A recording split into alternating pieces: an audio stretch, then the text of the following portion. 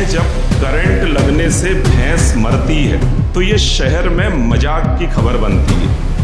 और कई लोगों को हमने सुनाया, बताओ समाचार पत्र क्या छाप रहा है कि करंट लगने से भैंस मर गई। ये क्या खबर हुई?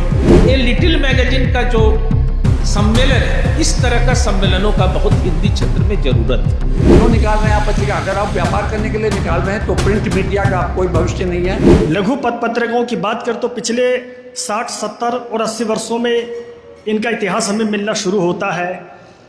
और अक्सर मैं जब लघु पत्रकारों की बात करता हूँ तो जैसे मैं कुछ पत्रिकाओं का नाम लेना चाहता हूँ कि समकालीन भारतीय साहित्य, आजकल, साहित्य अमृत, हंस, वागर्थ, नवनीत, कथादेश, अक्सर, पाठ, पक्षधर, नयापथ, तद्भव, प्रसंग, समयांतर, शैक्षिक दखल, पर्यागपथ, प्रणांशु और इसी तरह के कम से कम सैकड़ों यानी हजारों पत्रिकाएं हैं।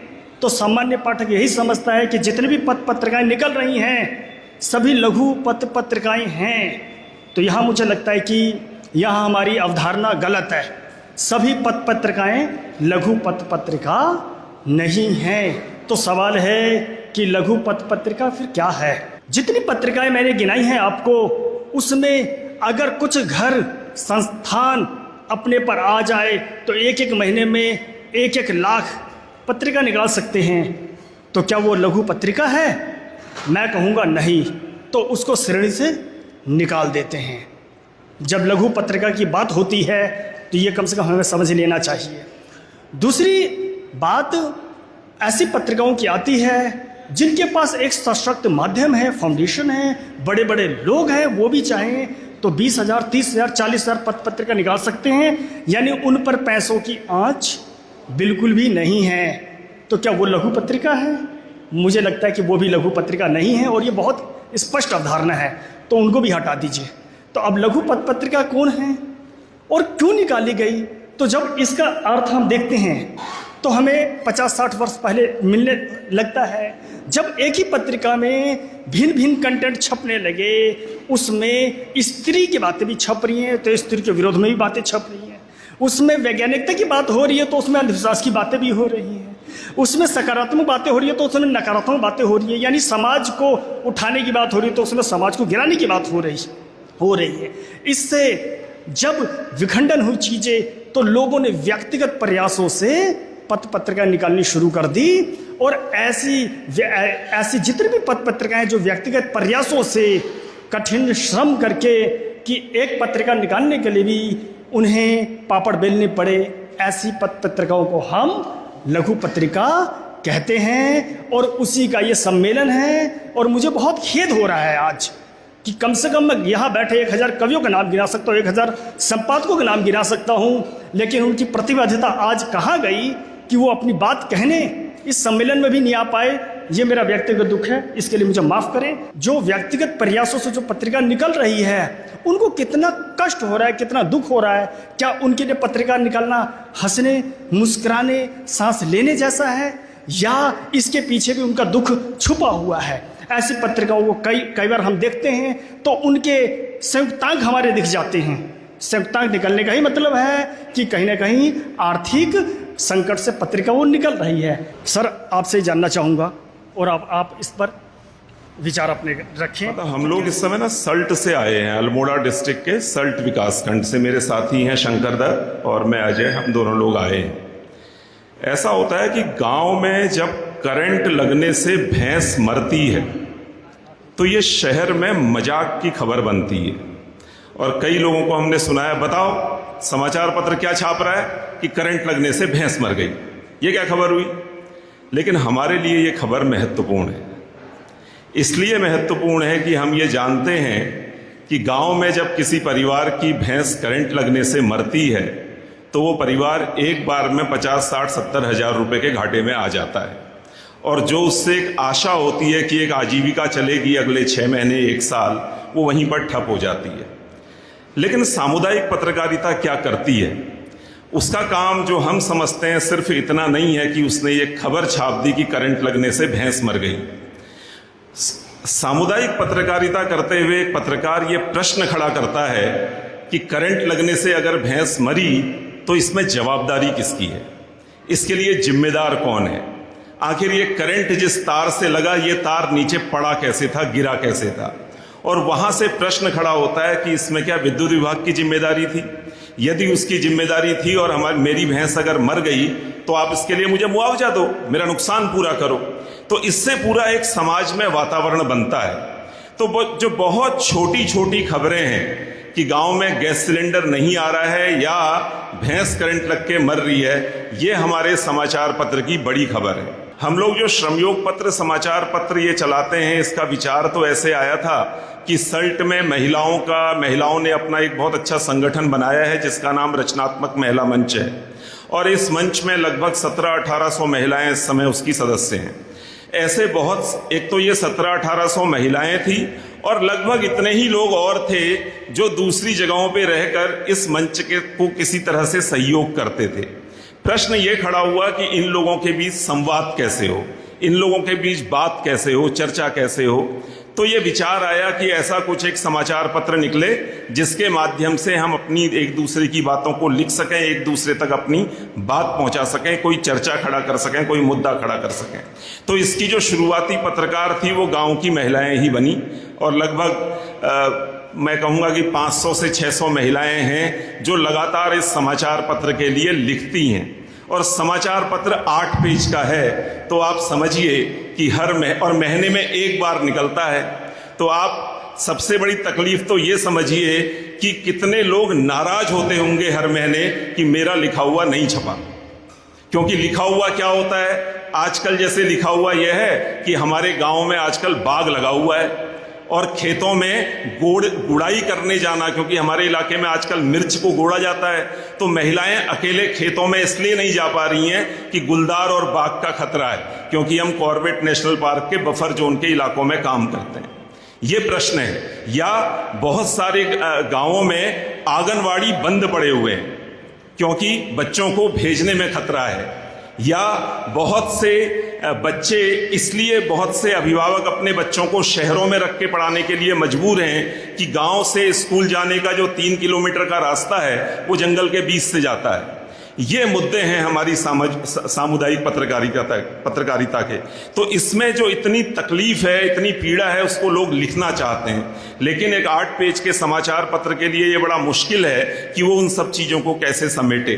तो एक तो बात यह है, लेकिन उसके बाद भी वो निकलता है हर महीने। उसके साथ बहुत से बच्चों के संगठन जुड़े हुए हैं जो फिर उसमें लिखते हैं। तो हम लोगों ने अपने समाचार पत्र में पूरा 1 पेज बच्चों को समर्पित किया है, जिसको हम बाल मंच का पृष्ठ कहते हैं।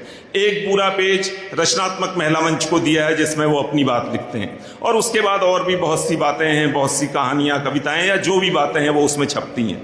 अब सवाल ये है, ज़्यादातर यहाँ पर लघुपत्र पत्रिकाओं के अगर प्रतिनिधि हैं तो वो ये सभी इस बात को समझते हैं कि आज के दौर में समाचार पत्र निकालना 2 तरह की समस्या है, 2 तरह की चुनौती है। समस्या तो नहीं कहेंगे, चुनौती क्या है? एक तो क्या लिखें, किसी ने कविता भी पढ़ी कि क्या लिखें, क्योंकि लिखने पे पहरा है। आपका लिखा हुआ सिर्फ आपके पाठक नहीं पढ़ रहे हैं, आपका लिखा हुआ सत्ता में बैठे हुए वो लोग भी पढ़ रहे हैं जो उस लिखे हुए से डरते हैं। तो वो आपके लिए एक जो संकट खड़ा करते हैं, जो कोशिश करते हैं, एक जो धमकी का माहौल खड़ा करते हैं, वो तो एक चुनौती लघुपत्र पत्रिकाओं के सामने है। और इसके अलावा दूसरी आर्थिक चुनौती है जो हमेशा ही बनी होती है। हर महीने पैसों का इंतजाम करना होता है, हर महीने उसको छपाना होता है, हर महीने उसको बांटना होता है। लेकिन हम इस मामले में थोड़ा सा कंफर्ट की स्थिति में हैं कि हमारी जो 1700-1800 महिलाएं हैं वो इस समाचार पत्र की पाठिका हैं, सबसे पहली पाठिका हैं। तो ये 5-5 रुपए में रुपया देकर इस अखबार को खरीदती हैं हर महीने। या बहुत से लोग ऐसे हैं जिन्होंने इसकी वार्षिक सदस्यता ली है जो 200 रुपये साल है, और कुछ लोग ऐसे हैं जिन्होंने इसकी अपनी आजीवन सदस्यता ली है। उनके पूरे जीवन तक नहीं, श्रमयोग पत्र के पूरे जीवन तक। ये हम बार बार लोगों से कहते हैं। आपकी जिंदगी लंबी होगी, लघु पत्र पत्रिका की जिंदगी कितनी है कोई नहीं जानता, ये कब तक निकलेंगी कोई नहीं जानता, क्योंकि इसमें एक तो लोग बहुत कम हैं जो इसका संचालन करते हैं, लिखने वाले बहुत हैं, संचालन वो कहाँ तक उनकी हिम्मत उनके साथ रहेगी। तो वो हिम्मत जो है वो हम सब लोग एक दूसरे को दे सकते हैं, क्योंकि कई बार हम बड़ा अकेलापन महसूस करते हैं। हम तो वैसे ही दूरस्थ पहाड़ में काम करते हैं, तो कई बार सब तरफ देखने के बाद भी कोई अपना नहीं मिलता। तो वो आज हमारा यहाँ आने का मकसद भी ये था, आज हम सल्ट से ही यहाँ आए सीधे। हमने कहा थोड़ा अपनी बिरादरी के लोगों से जान पहचान बढ़ा के आते हैं, थोड़ा उनको अपनी बात बता के आते हैं और उनकी बात सुन के आते हैं। तो अखबार निकल रहा है, हर महीने बट रहा है, और आजकल थोड़ा सा एक डिजिटल माध्यम भी है, जैसे रुपेश भाई के पास भी मुझे लगता है हर महीने अखबार वो उसी में आता होगा, व्हाट्सएप में आता होगा, क्योंकि उसका अब एक डिजिटल क्या वो PDF वर्जन कहिए, वो हम लोग बनाते हैं और हर महीने उसको भेजते हैं। तो इस तरह से ये समाचार पत्र निकल रहा है, पिछले 10 वर्षों से निकल रहा है, 11वें वर्ष में प्रवेश कर चुका है। हर 2-4 महीने के बाद हम अपना दान पात्र लेकर लोगों के बीच में होते हैं, पैसा मांगते हैं, बार बार कहते हैं भाई कुछ दीजिए कुछ दीजिए कुछ दीजिए, ताकि ये निरंतर निकलता रहे।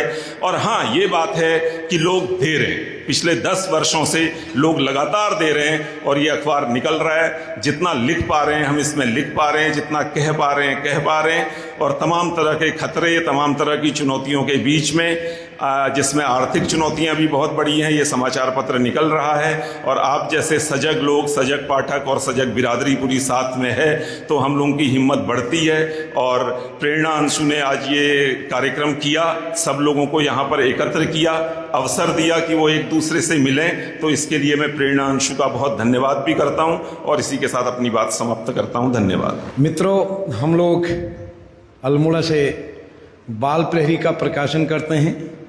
शुरुआती दौर में हमने भारत ज्ञान विज्ञान समिति के माध्यम से ज्ञान विज्ञान बुलेटिन और बाल प्रहरी को हस्तलिखित पत्रिका के तौर पर बांटा।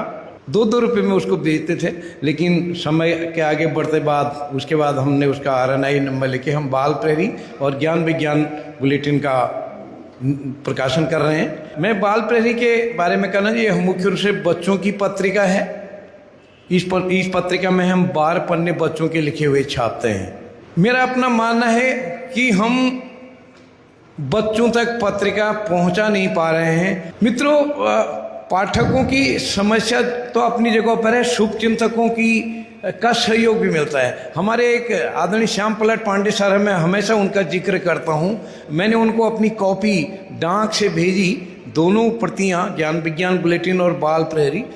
उनका बिल्कुल आजीवन संरक्षक सदस्यता उन्होंने दोनों पत्रिकाओं की चेक से भेजी। यानी कहने का मतलब है शुभचिंतकों की भी कमी नहीं है। रही बात वास्तव में कहीं न कहीं डाक विभाग से है, वास्तव में नहीं पहुंच रही। आज जो डाकघर का काम भी कम हो गया है, तो ये एक समस्या सबसे बड़ी, क्योंकि आप बीती सुनाने की बात यहाँ आई है, तो हम अपने मित्रों को भेजते हैं, बेचारे हमको शुल्क भी जमा करते हैं, लेकिन पत्रिका कहीं न कहीं नहीं पहुंच पाती। इस पर भी यद्यपि डाक के बारे में कल भी बात हुई, और जो डाक व्यवस्था है उस पर आज चिंतन मनन करने की ज़रूरत है। कैसे होगा, हम इस पर मिल बैठ के बात करें। धन्यवाद। एक साथी है, उसके एक बच्चा हमारे ऑफिस में रहता है दिल्ली में, वो कलम भी पकड़ नहीं पाता है, कलम से लिख नहीं पाता है, दिन भर लैपटॉप में बैठा रहता है। सुबह में कोल्ड ड्रिंक्स पिएगा, लैपटॉप, और क्लाइमेट को पढ़ रहा है, क्लाइमेट चेंज का वो स्टूडेंट है अब, और दिन भर सुबह से लेकर शाम तक कोल्ड ड्रिंक्स पीता रहता है, ऑनलाइन सब चीज़ मंगाता है, और एक लाइन भी वो लिख नहीं पाता है। एक ऐसे एक पूरा समूह बन रहा है जो पूरा डिजिटल दुनिया का है। दूसरे तरफ 34 करोड़ लोग इस देश में अभी भी हैं जो असाक्षर हैं, जो शब्दों के दुनिया से वंचित हैं, और 40 करोड़ ऐसे लोग हैं जो शब्द पकड़े हैं, थोड़ा थोड़ा पढ़ते हैं। चाहे वो साक्षरता आंदोलन हुआ था हिंदुस्तान का, और उसके बाद जो महिला ग्रुप बेरर बना और पढ़ने बैंक से लिंकेज और एसएजी, तो उसमें स्टेशन में अब कोई पत्रिका आपको नहीं मिलेगा। वो पत्रिका के बदले वहाँ मिलेगा जो अभी नया नया चीज़ वो मिलेगा। हम पत्रिका मथुरा जाते हैं, खोजते हैं, कहीं कोई पत्रिका आपको नहीं मिलेगा, वो दूसरा चीज़ आपको मिलेगा, उस तरह का उम्दा किस्म का मिलेगा नहीं। तो एक तरह से जो पढ़ने की संस्कृति था उस पर चोट शुरू हो गया बहुत जबरदस्त। जो हमारी पत्रिका है शिल्प अन्नन्ना, ये एक ऐसे व्यक्ति इसका शुरुआत किए थे 1977 में, जो मास्टर दास सूर्य सेन के वंशज। मैं इनके साथ 5-7 साल से जुड़ा हूं और हम चूंकि 9 साक्षरों के बीच दीवाल समाचार पत्र बनाना, उनके बीच में न्यूज को दीवाल समाचार पत्र के रूप में ले जाना, ये सब काम हम करते थे। बहुत ही उम्दा पत्रिका है, लेकिन खरीदने वाले भी कम है, पढ़ने वाले भी कम है। खरीदने वाले भी कम, पढ़ने वाले भी कम। और वो व्यक्ति जिनका नाम प्रोफेसर दीपक कुमार सेन है, वो अपने पैसे से क्वार्टरली 77 से इसको प्रिंट कर रहे हैं। हम समझते हैं 25% पैसा भी उनको लौट करके नहीं आता। जब हम आए तो हम बोले ऐसा नहीं चलेगा। धीरे धीरे हम लोगों ने उसका ग्राहक बनाना ये सारा चीज शुरू किया। कोई भी एडवर्टीजमेंट आज तक वो इस पत्रिका में हम लोगों ने नहीं लिया है, लेकिन यह है एक क्रांतिकारी पत्रिका। जो पढ़ते हैं वो छोड़ते नहीं है और वो हमारे परमानेंट ग्राहक हैं। हमारे यहाँ बंगला लिटिल मैगजीन एकमात्र रजिस्टर्ड पत्रिका शिल्प अन्नन्ना हम ही लोग का है और कोई नहीं। एकमात्र पत्रिका जो झारखंड से निकलता है। ये लिटिल मैगजीन का जो सम्मेलन है, इस तरह का सम्मेलनों का बहुत हिंदी क्षेत्र में जरूरत है। हम बहुत बधाई देते हैं इस टीम को।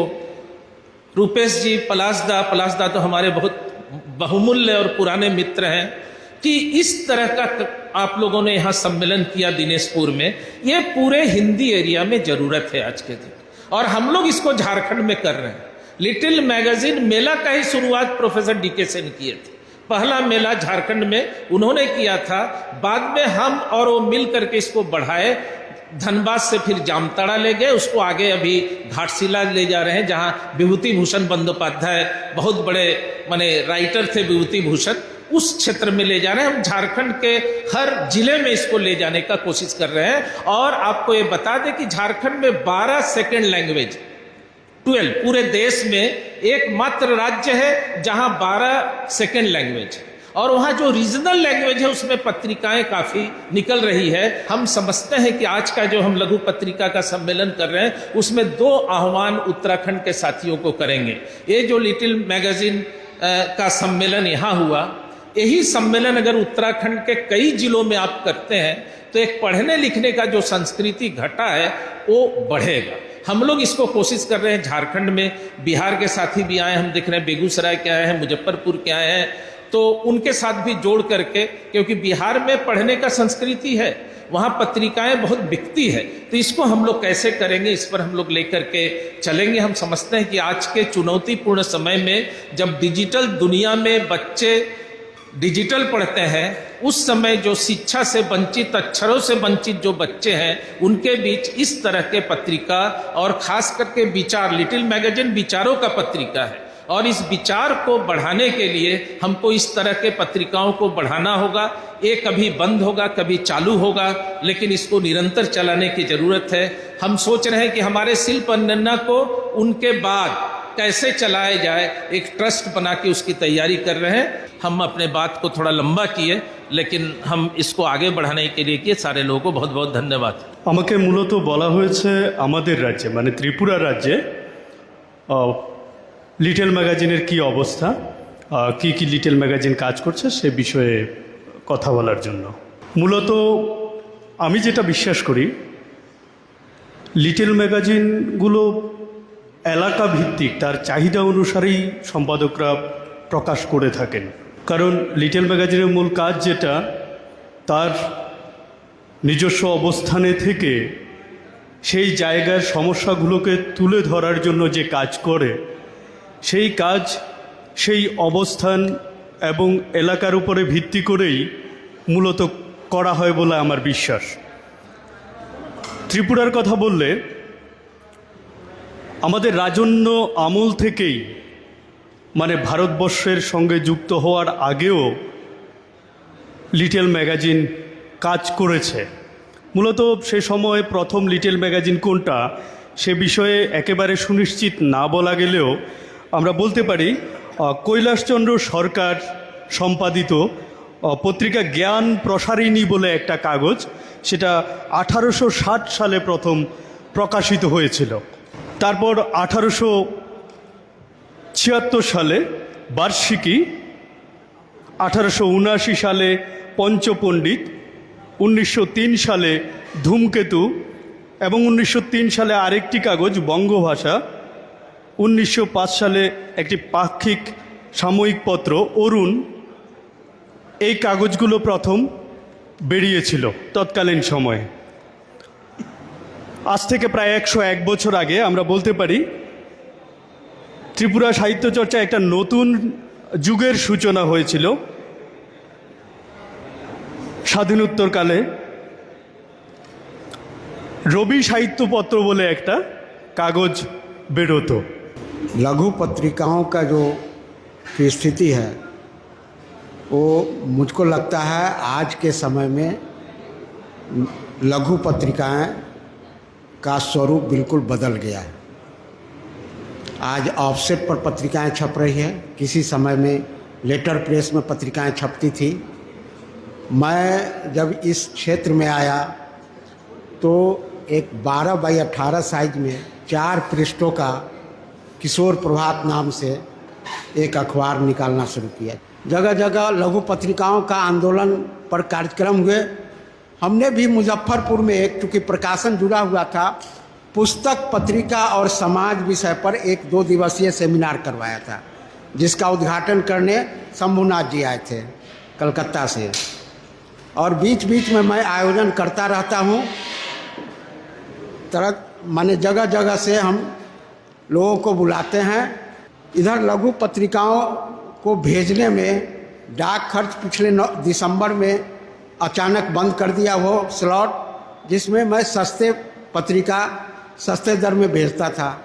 अब जब से ये इस लघु पत्रिका में बात हो रही थी तो मैं बड़ा बेचैन अपने को महसूस कर रहा था, क्योंकि उसके कई कारण हैं। जिसमें से एक समस्या तो यह है कि हम लोगों को ये नहीं पता कि लघु पत्रिका होती क्या है, उसका कंसेप्ट क्या है बोलता है। वो मात्र इसलिए कोई पत्रिका लघु पत्रिका नहीं होगी कि वो छोटे स्तर पर निकाली जा रही है, वो छोटी पत्रिका है, ये कोई पत्रिका वो लघु पत्रिका नहीं है। लघु पत्रिका का जो मूल कंसेप्ट है, और तो चूँकि ये लिटिल मैगजीन का ट्रांसलेशन है और योर एज यूजुअल सारी चीज़ें हमारे यहाँ पश्चिम से आती हैं, तो आइडिया भी पश्चिम से आया है।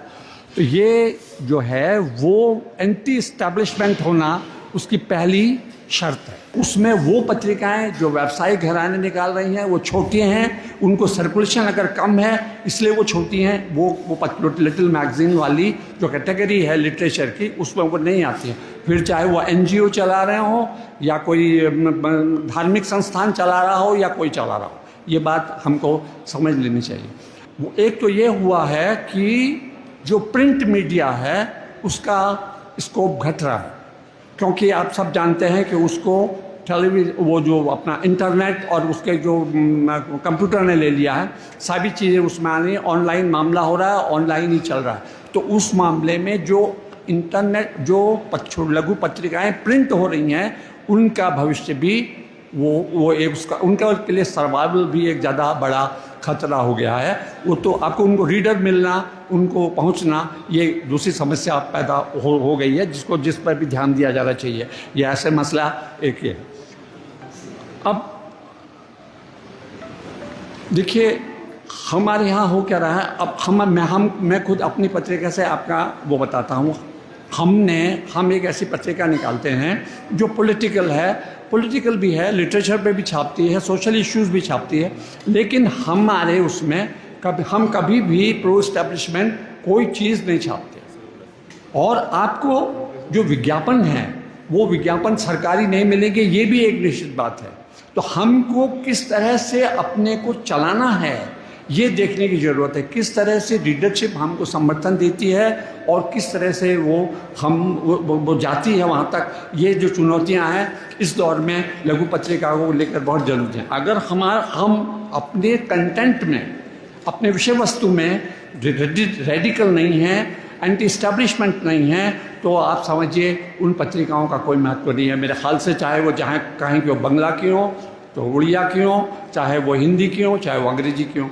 तो इसलिए ये जब तक कंसेप्ट क्लियर नहीं होगा तब तक सब लघु पत्रिका निकालना, सब वो उनको लघु पत्रिका नहीं कहा जा सकता। यही आज समस्या का हम लोग सामना कर रहे हैं। हुआ यह है कि मैं असल में ये तो बेसिक बात यह है कि अब ये जो मैं यहाँ आया हूँ, और मैं वैसे तो यहाँ आता ही रहता हूँ, पर ये इस समय मेरा विषय था, और चूँकि मैं एक छोटी पत्रिका निकाल रहा हूँ और मैं वो किस तरह से निकाल रहा हूँ ये आपने देखा होगा। मैं सरकारी विज्ञापन हमको नहीं मिलते हैं, हम लेते ही नहीं हैं ना। हम डीवीपी का विज्ञापन लेते हैं, मैं डीवीपी में एनलिस्टेड था, हम लोगों ने मना कर दिया चूँकि बीजेपी आ गई। हम उससे पूरी तरह असहमत थे, हमने लेना बंद कर दिया। हम दिल्ली सरकार के विज्ञापन नहीं लेते हैं, हम वो भी नहीं लेते हैं। हम जो है अपना जो हमसे हो पाता है, हम जो मियाँ बीवी की अपनी पेंशन होती है, क्योंकि वो उससे जो पैसा होता है वो, प्लस हमको बहुत सारे लोगों से लगातार, बहुत सारे माने काफ़ी ऐसे लोग हैं जो हमको मदद करते रहे हैं। हमारे कई दोस्त ऐसे हैं जो वही सरकारी नौकरी, टीचर, अध्यापक, एडिटर वगैरह रहे हैं। किसी ने 5,000 के 10,000, 20 हज़ार रुपये तक लोगों ने हमको दिए हैं। मैं ये भी बात ईमानदारी से कहना चाहता हूँ, क्योंकि ये सब मैं इसलिए ये बात कह रहा हूँ कि लघु पत्रिकाओं को अगर उनके सही रूप में निकलना है तो उनको इस्टेब्लिशमेंट के साथ नहीं बल्कि जनरल पाठक और उनका समर्थन मिलना बहुत ज़रूरी है। और ये तभी हो सकता है जब आप अपने विषय वस्तु में, जब आप अपने कमिटमेंट में, जब आप अपने एडिटोरियल में क्लियर कट प्रो पीपल ना हो, प्रो रेजिडिकल ना हो और रिवोल्यूशनरी ना हो। अदरवाइज़ कोई मतलब नहीं है। क्यों निकाल रहे हैं आप पत्रिका? अगर आप व्यापार करने के लिए निकाल रहे हैं तो प्रिंट मीडिया का कोई भविष्य नहीं है और उसको निकालने का कोई अर्थ नहीं रह गया। धन्यवाद।